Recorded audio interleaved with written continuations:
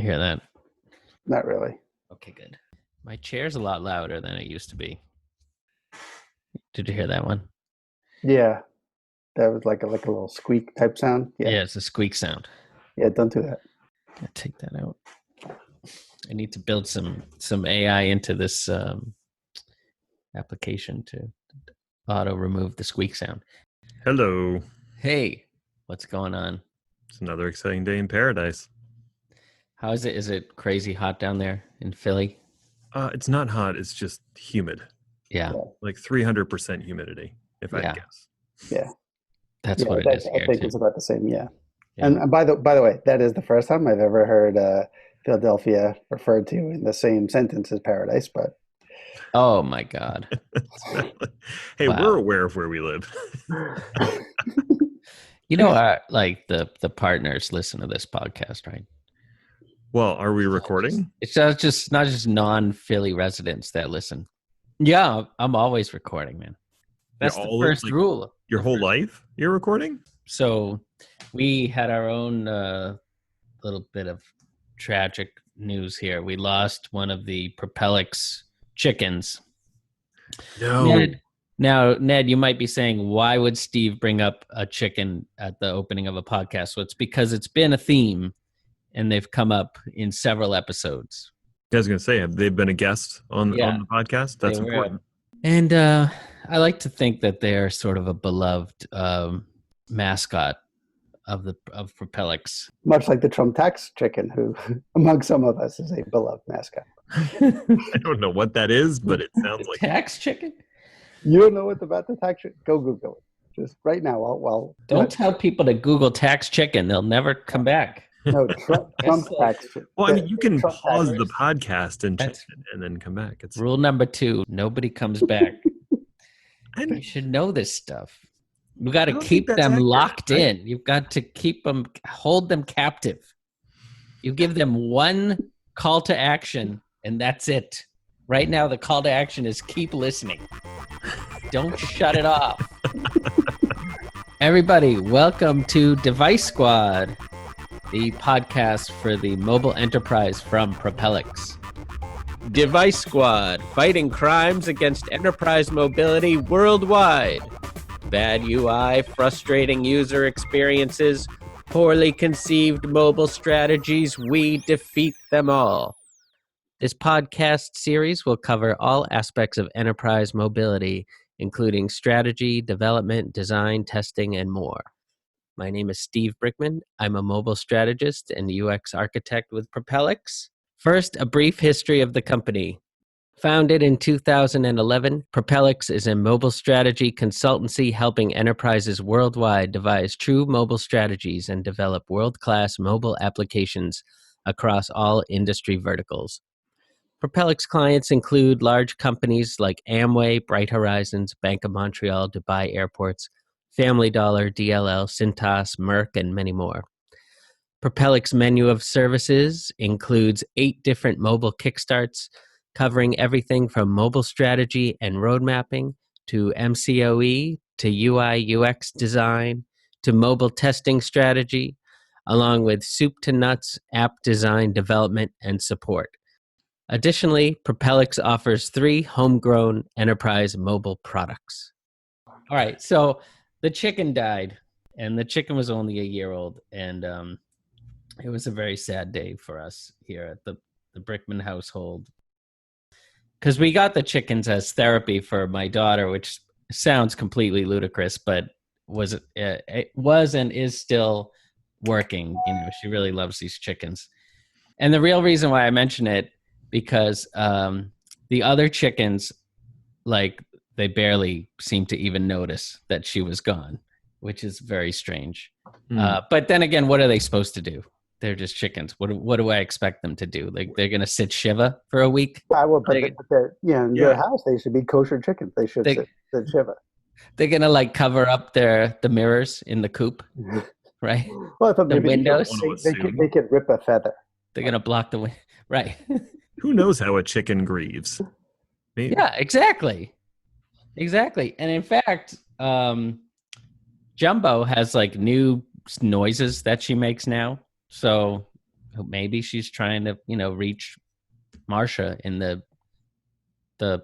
netherworld for chickens. The great chicken coop in the sky. The great beyond. Do you think they're gonna have a chicken seance? It was a sad affair. So the topic for today, we are going to be talking about what is going on with cell phone sales. Are they flagging? Are they not? At the very least, why is there so much discussion around this? Why do people think that they're flagging even if they're not flagging? And any other auxiliary topics that you guys introduce at any point during the podcast. And the reason I bring up the chicken thing is because I'm wondering if us, like the chickens, will soon simply forget that cell phones even existed if they are replaced by a new and better technology. Oh, see, I thought you were going like down the Chicken Little avenue where we could be saying that the sky is falling, but cell phone sales aren't falling. That's good too. That might be even better. Why choose? We could go with that. If you like Ned Bellavance's analogy, press 2. Okay. So welcome to Device Squad, the podcast for the mobile enterprise from Propelics and Anexinet Company. Today we have on the podcast Glenn Gruber, Senior Mobile Strategist with Propelics, and Ned Bellavance, Cloud Solutions Director with Anexinet. Is there as any? much as I direct the clouds, they never do what I want them to. And it's Bad Joke Monday. All right, that's where we're starting. Okay. It's all I got, man. It's been a long Monday. Is there anything more I need to add to your title, Ned? Other than that, is that sufficient? No, you could mention that I've got some podcasts too, but maybe that's like an ending note. Oh no, that's good. I'll mention it. How about up front and at the end? Whoa! Right. In addition to directing the cloud services, you have not one but 2 podcasts that you manage. Yeah. I'm a glutton for punishment. I don't know how you do that, and they are called Buffer Overflow and the Anexipod. That is correct, sir. Yeah.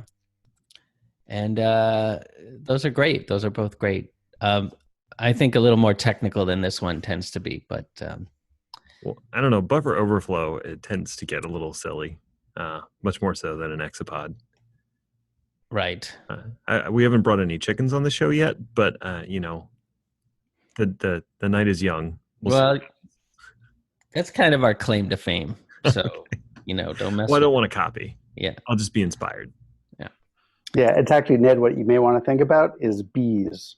I saw something on, I guess it was maybe the Daily Show the other day that, there are people, like the chickens thing was like really big, but now people have moved on from chickens and beekeeping in the backyard is all the rage. That's really funny because I actually have been thinking about getting some bees. Oh my God. Okay. Who doesn't? All right, none of this is making any sense. Let's get into this here. So here's where we'll start. CNN Money on April 20th of this year, they put out an article that says Apple sinks on fears of slowing iPhone sales. Morgan Stanley's Katy Huberty slashed her iPhone shipment projections for the quarter ending in June on Friday, citing weakness in China. Canaccord Genuity's Michael Walkley also cut his iPhone sales forecasts and cut his earnings estimates for Apple as well. Chief financial officer of a key Apple chip supplier, Taiwan Semiconductor, warned of mobile softness and continued weak demand when it reported earnings this week. Okay, there's a lot to unpack there. Yeah. So let's start out with anything about Apple is awesome clickbait. So that could be part of why it's reported. We can look at the supplier stuff, which it's actually, Taiwan Semiconductor is a very significant supplier of the iPhone, but let's also not forget that they sell to more people than just Apple. So just because there's weakness overall doesn't, mean that there's weakness with the iPhone, as the CNN story probably conflates. And also as you look into Q3 for Apple, you're getting into that quarter just before the announcement of the next iPhone. So you're always seeing Apple continue to sell off their current inventory and not start building up, inventory at that point, because they're starting to get into, new manufacturing of the new devices, which will start to ramp, as we come out of the summer. So there's a lot of things that kind of make it look like things are terrible, that don't always do so. And while I do think that there may be some softness in the overall smartphone market, this doesn't normally get called out on the other suppliers, just because, again, going back to why CNN wrote the story, is possibly because it gets a lot of clicks every time you say something about Apple, especially if it's negative. So, and that's just kind of a tried and a true story for years. That's a pretty insightful answer, especially when you consider April 30th, the CNN tech article, they kind of ramped up the rhetoric. Apple faces Wall Street panic over iPhone. Maybe they hadn't gotten enough clicks. Yes, and then Apple on panic, and that's super clickbait. Yeah, Apple, we're really panicking over at Apple. Apple stock fell this month after one of its key chip suppliers warned of continued weak demand. And then Daniel Ives, an analyst with GBH Insights, wrote that Wall Street was in, quote, full panic mode over iPhone sales ahead of Apple's earnings report. So is that GBH analyst? Is that like a real analyst firm? I've never heard of them, but go on. I don't know what that is. Yeah. I got it confused with bovine growth hormone myself. Well, so he's not wrong in the sense that the stock went from like $178 and on April 18th and dropped down to what was kind of a low at the time of 164. So he's not wrong in that something did happen with the stock, but it's more just on the fact that lots of news outlets decided to report or re-report the stuff that was on CNN about the statement that Taiwan Semiconductor made. So was there any issues with Apple in general, or was it just the FUD being spread by all the different news outlets? Yeah, and while we're talking about articles and dates, let me go to May 1st. Apple reports second quarter results. Revenue grows 16%, EPS grows 30%. You actually have real quarter-on-quarter decline because the other quarter was going to be higher, but year-on-year growth, and average sales price continues to be up significantly from prior years because of the success of the iPhone 10. Yeah, best March quarter ever. Yeah. So I think that the only time I would start to panic about Apple is when Luca Maestri, the CFO of Apple, starts to tell me to panic, because they've been pretty spot on in terms of their quarter-to-quarter guidance. Not always perfect, but usually pretty close. So again, when Luca starts panicking, then I think the rest of us might want to start panicking about it. But unless and until that happens, it's feels more clickbaity to me.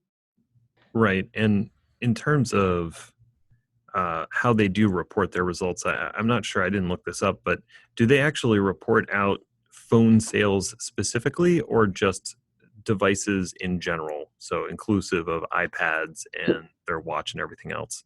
So in their product, in their financial summary, they do have they report by segment, geographic segment, and then they report by product, which breaks down to iPhone, iPad, Mac, services, and other.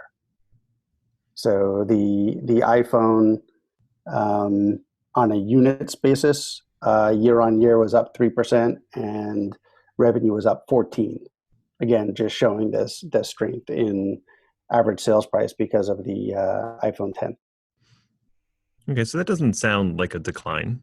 No, generally not. Now, sequentially, if you go Q1 to Q2, sure, you've got a 32% decline, but that is consistent with just about every other year. So, that's why I think that you have to really understand the cadence of Apple's sales cycles to put the raw numbers in context. And also, especially the supplier stuff, sometimes it gets me because, if Apple did let's just say one last big purchase so that they could have inventory of some of the component parts to get them through the rest of the product cycle before the new September announcement, then yes, it's going to look like, hey, we had a great quarter, and then, oh my God, we had a terrible quarter from the component supplier side, because they're not, it's not being presented in that same way. And also understand that with Apple, they are rarely in a position where they have a single supplier. Sometimes they do. So sometimes when you get a couple of these folks in the supply chain saying that things are going up or down, primarily they squawk when things are going down, the chicken reference. That could be because there's been a shift in supply from supplier A to supplier B. So, again, there's a lot to, if they've got one of the most complex supply chains, in the world. And so there's a lot to trying to work through what these statements really mean overall. So you think this is all just related to Apple's release schedule? Like this, June 8th, CNN says Apple warns suppliers that iPhone demand is falling. They told suppliers to manufacture 20% fewer components for its upcoming iPhones. But it also depends on the ramp plan and what they look at the mix between this device versus that device. Now, none of everything that I've said is not to say that there has not been a general softening in demand for smartphones in general. And I think that there are some really good and logical reasons for that, which we can get into. But I often, again, I look at what Luca tells me more so than the whispers from the supply chain in terms of what's really going to happen. Because remember, if the analyst is wrong, the analyst is wrong. If the guidance that comes out of Apple starts to swing significantly in the negative direction, they've got real problems, both from a market cap perspective, and I'm sure that there's someone who will come up with some sort of lawsuit that they got improper guidance.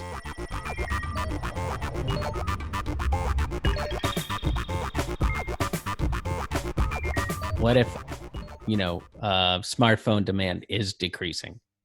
What would be causing that? I feel like is more interesting because I think personally I'm less interested in upgrading my phone. Well, no. I mean, I do think that like I said, there's a lot of good reasons behind why demand is beginning to flatten out, if not decline. For one, over the past decade, you had gangbusters growth, in smartphones, but we've started to get to a point where pretty much anyone on the planet that has more than two nickels to rub together, where there's cellular coverage, already has a smartphone or some smart device. So that growth of reaching new markets is really reaching an end. And so now you have to look at more on, well, what's the replacement cycle? And what's the impetus for people to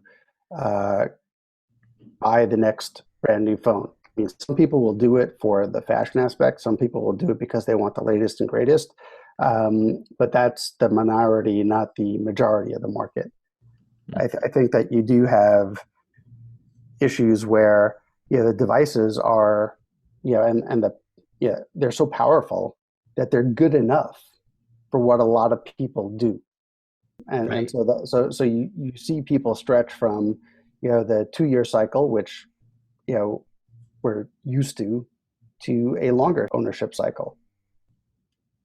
Yeah, I feel like that carries over with, desktop, laptop as well, and the trend is that, a new product will come out, and then subsequent to that, a new technology will come out, a new software technology will come out that will require users to upgrade to a faster machine. So like in the past, I'd say the trend was like audio recording, and then video processing required a faster computer. And I just remember being personally frustrated trying to process video, and that became, a necessary upgrade.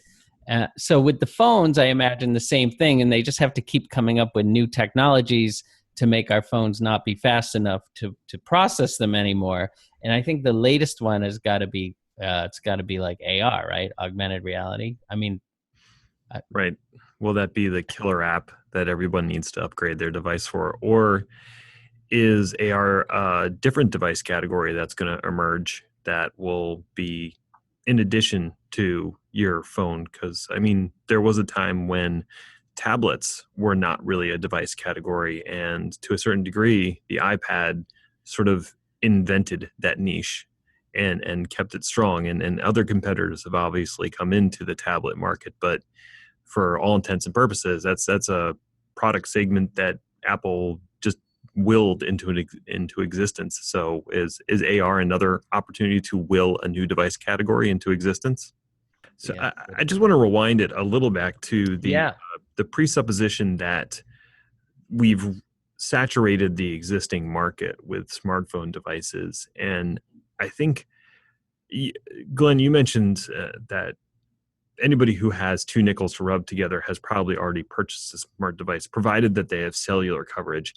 But I feel like, especially in emerging countries, that cell coverage is rapidly expanding. And so I think there's still an underserved market in those emerging countries that are going to need that, or going to be purchasing smartphones of some kind. Yeah, I mean, there is. I mean, and that growth is still something that will come, but it's almost like maybe you can get some more units out of it, but you also have to look at the raw revenue dollars as well, because the type of devices that those, the emerging markets are purchasing are not the type of devices that, in the enterprise world that we think about, whether it's, the iPhone or the Samsung Galaxy series, where you're, or even ruggedized devices where you've got average sales prices of, $800 and up. That's not what they're buying. They're buying $50 devices, $100 devices, Right. yeah. super cheap, low power. The devices themselves are almost relatively inexpensive at that point compared to the cost of the data for them, and how much are they really going to use it. So, yes, there's potential unit growth, but even that, I mean, it's flattening out. I mean, you have billions of people with devices. Yes, there are 7 billion people on the planet, but the further you get into that, the lower your adoption rate is going to be, and the lower disposable income that they have to put into something, like a smartphone, Right. when like food would be good.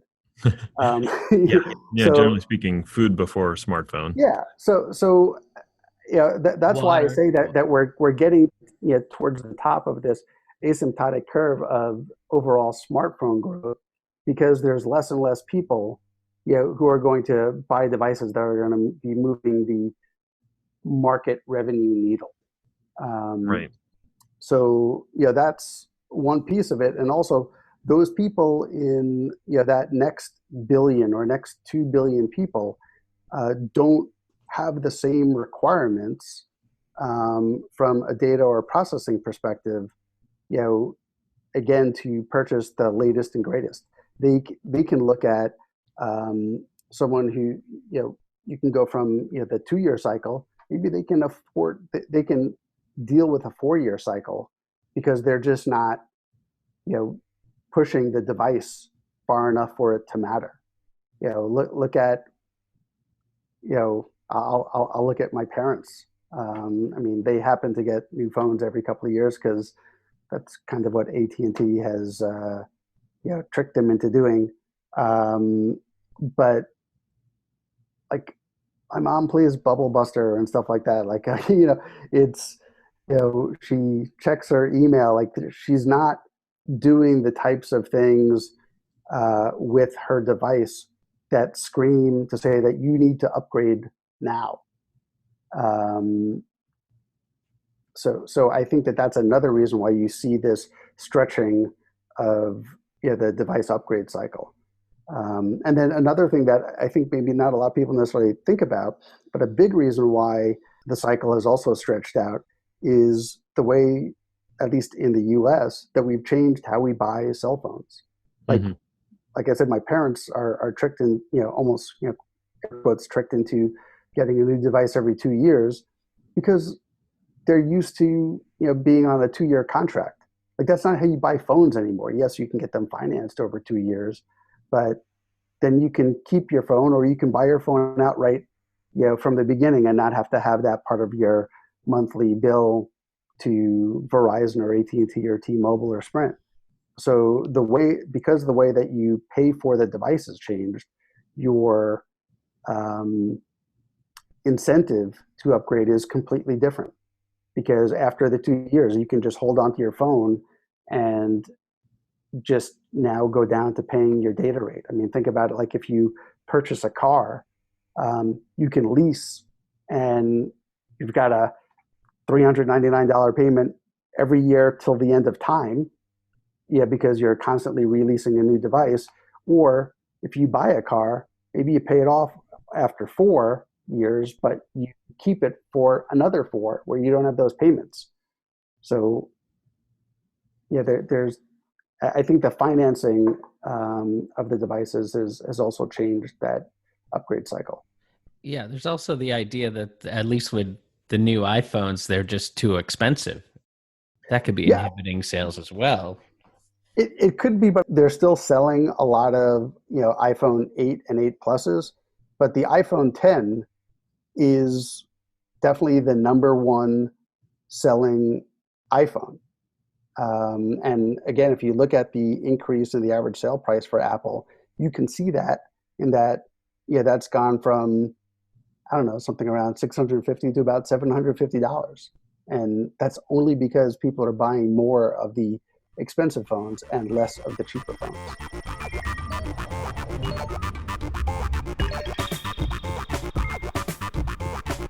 But I think the trend is definitely there, right?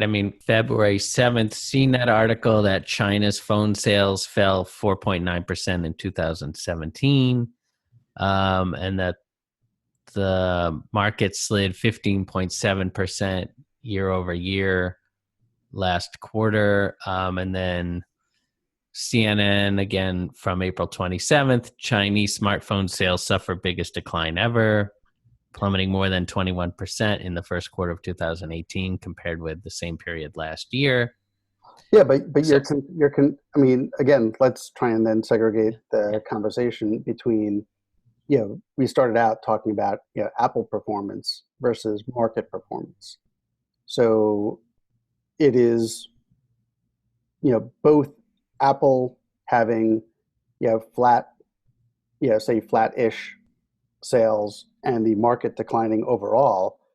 Both of these things can be true at the same time, especially when you consider that in most countries other than the US, Android is, dominant. In the US it's 50-50, in some countries it's 90-10 to Android.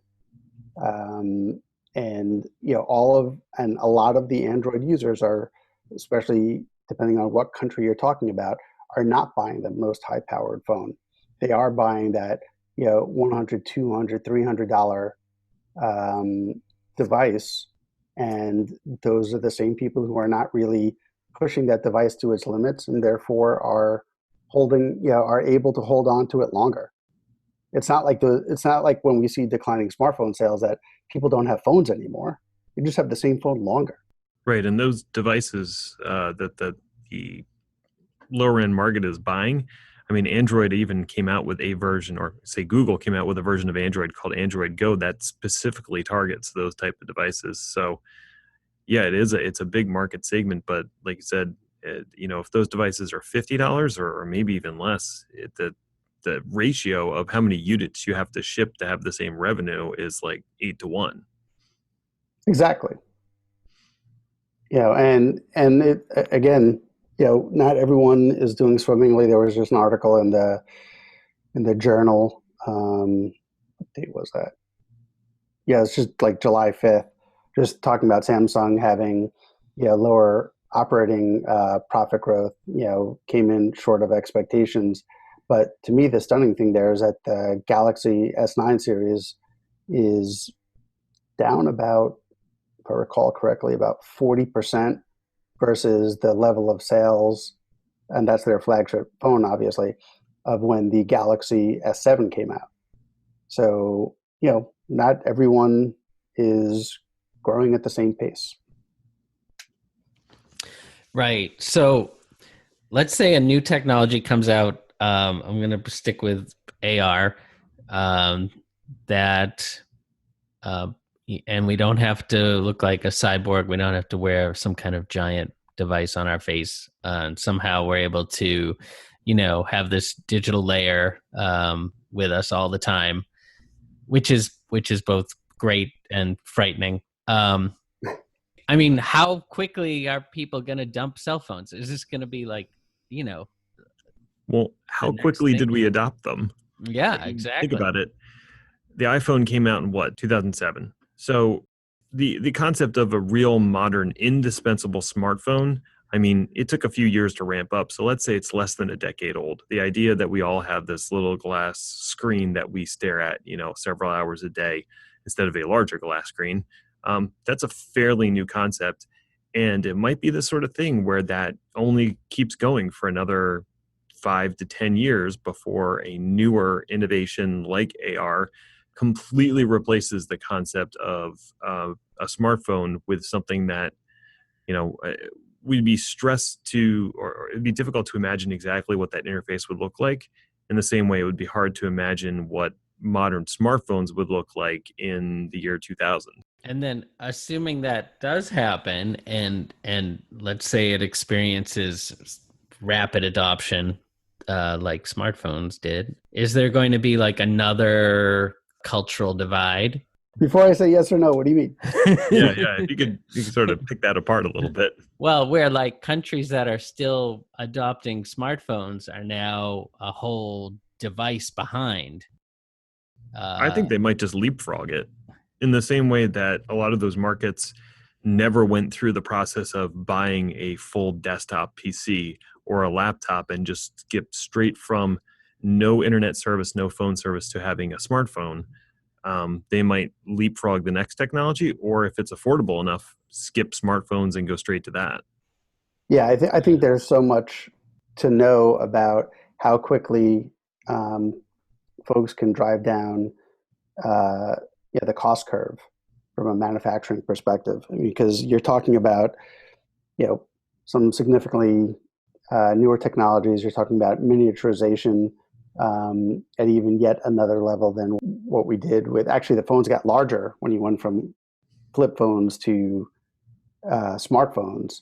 So now you're trying to drive the price down and also the size of the device down. And those, two forces usually work against each other and not with each other. So I think that a lot of it is looking at how fast they can drive down the manufacturing cost to see when we hit an inflection point of shifting, if we do shift from product A to product B, from smartphone to whether it be smart glasses or who knows what else is being thought of right now. Yeah. Do you think there's any other technology? I mean, we sort of have seen it with Apple pushing some of the technologies of, I don't even know what you call it, like the facial tracking technologies where you can turn yourself into a panda bear and that kind of stuff. Like it's not, huh? An emoji. Yeah, that's right.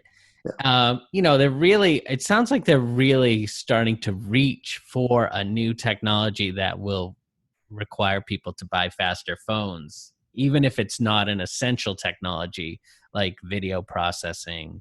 And maybe gaming is another one where they'll come up with more advanced games that require faster phones.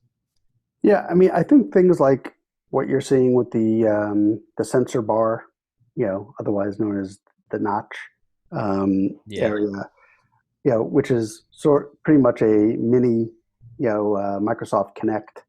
That will allow for a little bit more to be possible in the world of AR, because now you can, as you sometimes see in like science fiction or Iron Man, where someone scans a thing and then all of a sudden you get like this digital copy of it that you can begin to manipulate.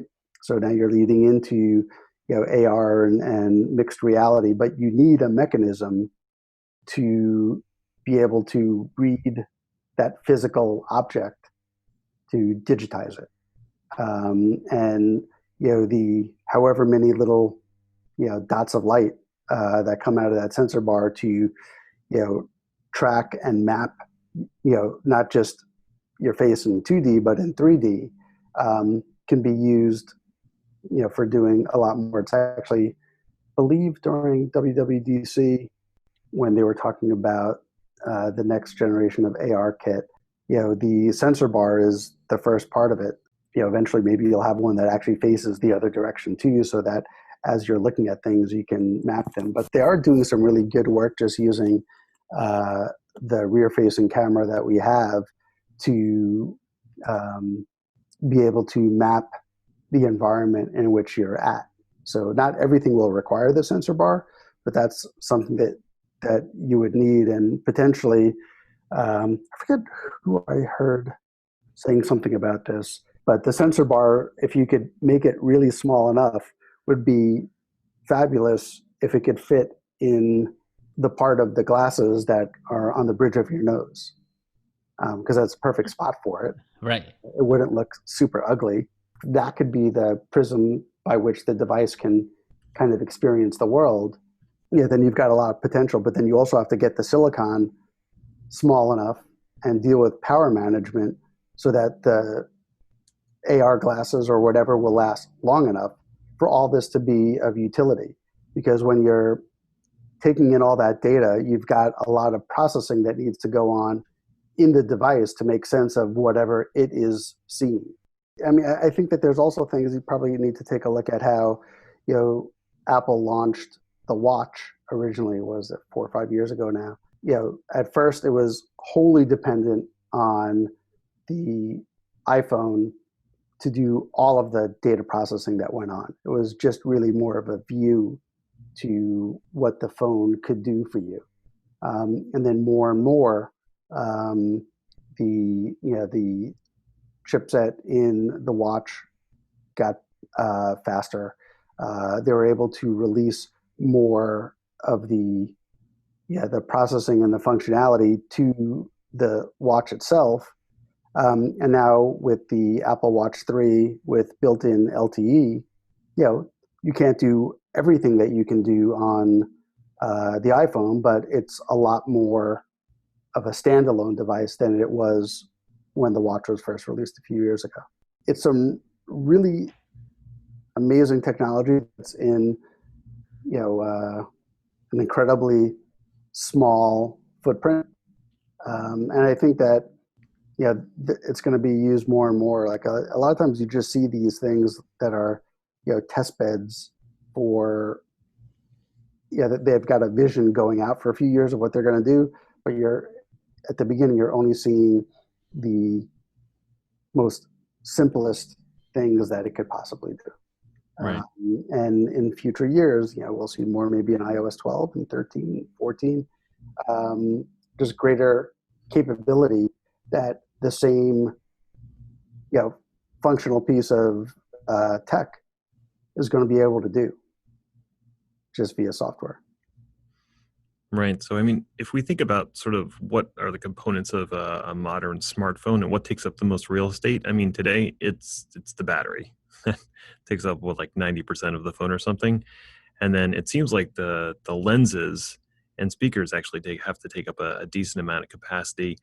If we're thinking of a future where, let's say, we could sort of split off some of these functions to ancillary devices. So like that sensor bar, instead of that living on your phone, that lived on glasses that you wear or something along those lines. And the speaker, rather than that being embedded in the device, that just linked to earbuds that are always in or something along those lines. You Yeah. need, like Um, AirPods. Yeah. yeah. And so to a certain degree, the smartphone, rather than being your main screen for interaction, actually becomes just a brick that's full of a battery and that guts of the compute that you need to process all the information that's coming from these ancillary devices. In the same way that today a lot of smartphones lean on the cloud to do the heavy lifting when it comes to some processing, and then they do local processing as well. I think, Steve, you'd ask sort of what's a new technology that's coming down the road that's going to sort of enable that next jump, and that's probably one of them, the enabling technologies, is going to be 5G, and that's 5G both in the communications with devices over a decent range, but also just setting up a really close proximity network. 5G is going to allow for gigabit level speeds of data transfer between devices that are all very close to you.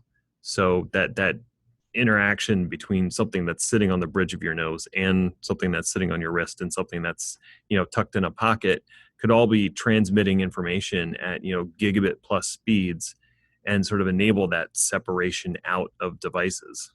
Will that take the place of Bluetooth, or is that not even a question? Is Bluetooth just super slow in comparison? Bluetooth is as much a protocol as it is the actual wireless that carries it. So I don't know the standard super well, but I could imagine something where the next spec of Bluetooth uses 5G technology as the baseband to carry it, and the actual pairing still happens through the Bluetooth protocol. Or it could get swapped out for something else. There's a bunch of wireless standards out there. But I think the more important part is sort of the disaggregation of devices on your smartphone into other things that you carry with you. So when I want to upgrade my camera, I don't have to upgrade my whole phone. I just upgrade the camera component that sits on the bridge of my glasses or wherever that camera component ends up. Yeah, that's the one part that I'm not sure that I buy into, just because of, well, no. I mean, in terms of the ability to swap out different modules, and upgrade kind of in a bespoke manner. Right. Because the way that everyone's driving down prices and also driving down size is, through optimization of and kind of vertical integration from a hardware engineering perspective. I forget what Google called it, but they had this idea for, maybe it was Android One or something like that, where there would be this Lego set. Yeah, that was Project Aura. I think it was ARA. Yeah, it could be. They were called it. Yeah, that's it. Yeah, it never really saw the light of day because it was infeasible. Right. I mean, you have technical issues, but then either those phones became much larger or much more expensive because you have unlimited modules that you can put in. You're not getting them as small and as compact as possible, and then you're not building as many as humanly possible because who knows what the split's going to be. Like, you'll never get to those economies of scale or economies of manufacturing. I think to a certain extent, we're already seeing the breakout of devices. With the introduction of the Apple Watch, they were basically carving off a chunk of functionality and saying, "Hey, now that lives on your wrist," and it's a whole other device that we can charge you for. And everybody else sort of followed suit. And with the new AirPods that are two separate modules that talk back to the phone, I think, V1, they're just earbuds, but V2 or 3 of that, they could add some additional functionality into those AirPods. And I'm sure manufacturers would follow suit in that for Android type devices. Yeah, I mean, there's no question. I mean, on the AirPods, you see that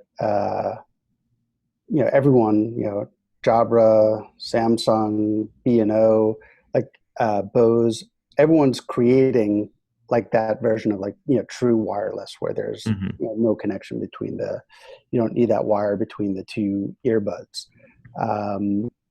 But they're also 2x the cost or significantly more than the cost of similarly wired headphones.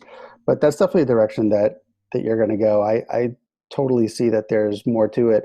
The one thing when I think about the glasses versus the earbuds is that it's just a little bit of a harder sell for me because we've been wearing headphones since the Walkman came out in like the early 80s, right? So we've got almost 50 years of kind of being used to seeing people with something on their ears. I think that, and it's something that you couldn't do. You couldn't listen to the music really otherwise unless you had like the boombox, and I had one of those too. But the glasses, I think, is a little bit different. I wear glasses because I have to wear glasses. I would love not to wear glasses, but to convince people, to do the things that you want to do, that you need to be wearing a pair of glasses all the time. I think that's for me, that's just like a little bit of a stretch. It's even a stretch, I think, in the business environment where you've got a little bit more control because it's like wear these or don't, or find someone somewhere else to work. Right. But I think even there, you're going to start to see some challenges with adoption. Yeah, but what if the new glasses, what if they actually just shot an image onto your retina and they could actually help focus the world for you? Like you could just adjust the focus that you need to match your glasses prescription already. You know what I'm saying? Oh, yeah, no. I mean, I think that, any smart glasses should have some sort of mechanism to help you see. Just like full stop, just like regular glasses would, if you had to wear them. I don't know. I'm probably like the old man, like yelling, "Get off my lawn" on this one, but it's something that I don't think is going to go quite as quickly as everybody, hopes or expects. No one's gotten very far yet.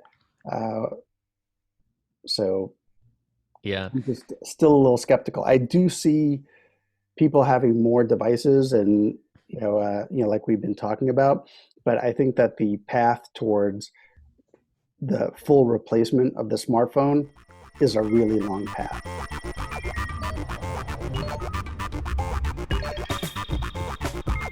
Yeah, see, I envision this like dystopian future that's driven by advertisers where every flat plane could be mapped out digitally and then advertising could be applied onto it. And this is where I think that the challenge to adoption is in, because I do not want to live in that world. Personally, right. It's one thing if during the work day and I had a very specific job that required me to be, kind of be using my hands as I'm doing whatever that job is, and there's information that can make me more productive and safer to do that job. But if I'm walking around just so I can see, ads for Coca-Cola Amazon and whatever, yeah, like that just seems really, really awful. It's one thing if I'm requesting information because I need it at the moment, but the foisting of it, it's not. I mean, they wouldn't even have to be applied to planes in the real world. They could just show up in front of your face, right? But the thing is, you might just shut it off, but for other people, it could actually subsidize the cost of the phone, the cost of their data plan. how much advertising they're willing to have shoved in front of their face. Sure. My Kindle shows me ads whenever I'm not reading. Not that I'm looking at the Kindle when I'm not reading, but it was $20 cheaper to do that. Yeah. All right. Well, I think that we've arrived at sort of a depressing conclusion. No, as, I mean, as is often the case. no, I mean, I think one thing, and this is something that when I was at the ET6 conference, a couple of months ago, you hear a lot of talk about, is the smartphone era over, and things like that, and some of that is, we've been doing this for, a period of time. I mean, if you think that, this is a 10-year-old market, it's nothing compared to we've been using computers for 5 times that. Length of time and computers still exist. So, but there's also, everyone wants to jump on to the next exciting thing, especially maybe because that can advance their job opportunities going forward. So it's like, oh, smartphones are over, and now it's all, machine learning and, AR and VR. But all of those things can be done and are being done on the device. So I don't think that the smartphone is over by any stretch of the imagination. CNN reporting be damned. But I think that there's still a lot of runway. I mean, when you think about what's possible now with computational photography for things like portrait mode on the device because of the processors on the device, and some of the on-device machine learning that we're just even starting to think about. Like there's not that much that's being done for on-device machine learning other than what perhaps Apple and Google are doing on the devices themselves. So I think that there's a lot of runway there to be taking all these cool technologies that we want to focus on, but still leverage the device itself. And especially when you look at the volumes of those devices that are out there. I mean, the number one AR device, most deployed AR device in the world is the iPhone. Right. As long as you've got iOS 11 on it. So I don't know. Yeah. We overreact sometimes. That's a great point. And as Ned said earlier, with the power of the cloud, being able to do a lot of the heavy lifting, it certainly adds longevity to, probably a couple generations back of devices. Yeah. And definitely you have to start to look, to Ned's point, you have to start to look at, what is the workload that I've got in front of me, and how quickly do I need the answer to that question, as it were. And some things you're going to offload to the cloud. Other things you're going to need to do on the device. I mean, you think about like IoT and, fog computing is all about wanting to, based on some input from a sensor, you may have some action that you want to take. And sometimes you want to look at all that information in the aggregate and look for trends. And that's stuff that I think more naturally leads to, let's process this in the cloud. And if we don't have that answer for, an hour, a day, a week, because we want to collect more data to try and get a read on that, that's cool. And that's where you should do that compute activity. But if you need to, if the pressure on a valve is getting too high, you need to do something about that right away. And you may not have time, or perhaps not the connectivity, to wait for, let me send that information up to the cloud. Let's wait for the cloud to figure out what I should do and then send it back. Like sometimes those things could be too late. So you really need to look at the workload and the activity that you're trying to accomplish and decide where you want that workload to occur. Sometimes it's going to be device, sometimes it's going to be in the cloud, but you need to think about the capabilities that you have in front of you to make that determination. That's great. Well, thanks guys for hopping on. Hey, Glenn, do you want to do a little pitch for the ETC? Glenn heads the Emerging Technology Council. Go ahead. Oh, you mean right now? Okay, I thought you wanted to wait and set something up. So I will say that if you enjoy these types of conversations, if you can deal with me talking for too very long, then I would recommend for you to look to join the Emerging Technology Council. It's an organization that between Propelics and Anexinet and Lopez Research, with Maribel Lopez, a well-known analyst, we put together to help learn from each other. So if you're an IT or a business leader and you're looking at, how can we leverage and deploy and gain value out of some of these new emerging technologies like IoT, like AI, like AR, and you want to be part of the conversation and have an opportunity to learn from experts in the fields, but more importantly from peers, and share information to see, hey, I tried this and how did that go? Join us. Go to www.emergingtechcouncil.com. There's a join button in the upper right, and please come be part of the conversation. We've got over 350 members from like Fortune 500 companies. So it's a great community that we're continuing to build, and we'd love to have you a part of it. Yeah, it's amazing what happens when you make it free. And we don't show you advertisements of other brands all the time. Oh, that's right. Brand agnostic. Yeah. So check that out, emergingtechcouncil.com. And also be sure to check out either or both of Ned Bellavance's podcasts. Those are Anexipod and Buffer Overflow. You got it. You can just go to anexinet.com and we have our own podcast section. That's right. All right. Thanks again, guys. Thank you. All right, thanks.